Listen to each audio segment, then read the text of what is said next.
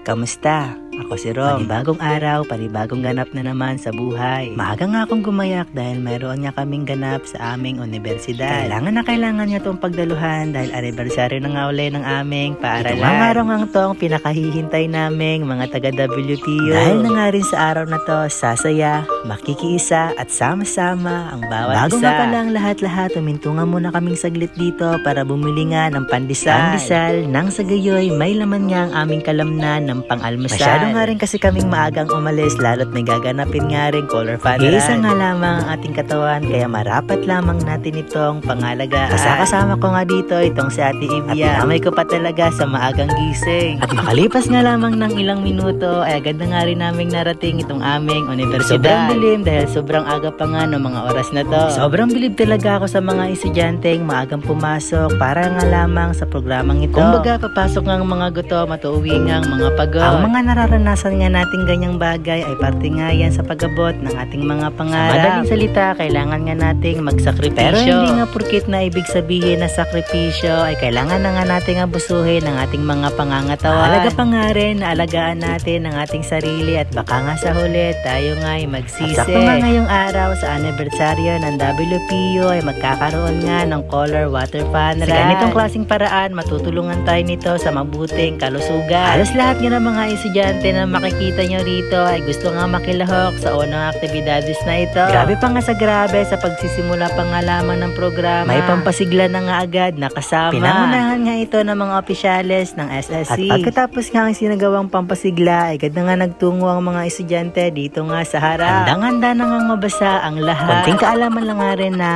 alam nyo ba na ang klaseng aktibidades ay hindi lamang basta pagtakbo, basaan at pagsaya, kundi ang pagkakaroon nga rin ng koneksyon sa bawat isa. Hindi nga lang rin basta koneksyon sa bawat isa ang makukuha o maidudulot nga natin dito. Kundi nga rin ang malusog at masiglang pangangatawan. At sa parte nga ito, enjoy na nga namin ang aming pagtakbo. Ikaw ba naman basain ng ganito?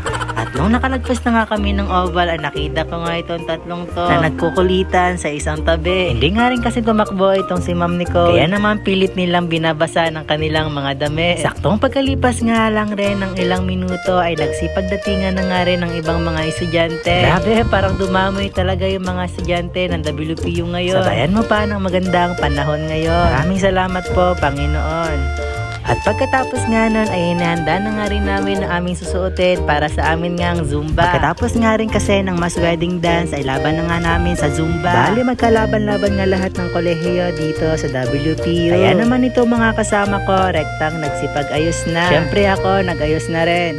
Magsisimula na nga ang pangatlong programa dahil marami na nga rin mga estudyante. Kaya naman rin pinapapunta na nga rin kami mga estudyante sa loob. Nakakatuwa nga rin dito sa loob is napakasimple nga lang rin ang setup. Napakasimple pero masaya. Siyempre naman panalong-panalo na nga tayo sa ganitong pagsasaayos. Siyempre pinangunahan nga uli ng pampasigla. Sabay-sabay nga ng mga estudyante. Sinalita ang mga katagang 3, 2, 1, isang WPO!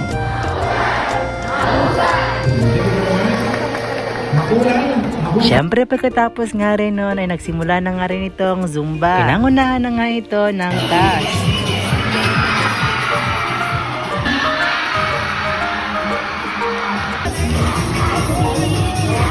Agad namang sinunda ng mga taga-sipa. Napakaliksi nga ang pinakita nilang sayaw sa madla. Kaya naman ito, panoorin nyo.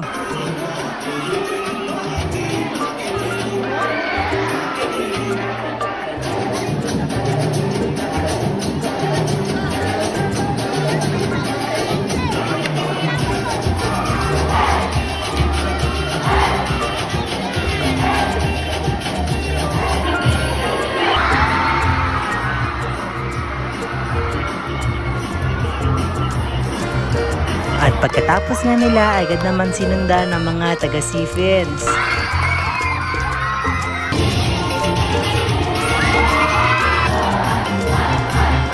Pagkatapos nga ng mga taga-Sifins na magpresenta, sinunda naman ito ng mga taga-CCGE.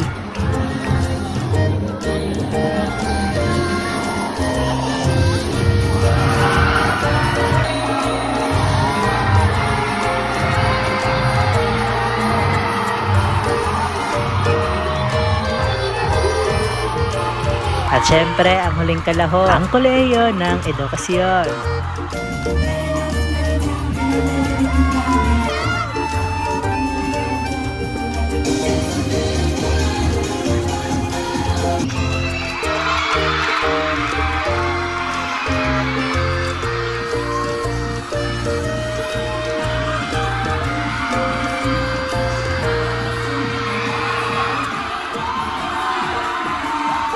Yun lang.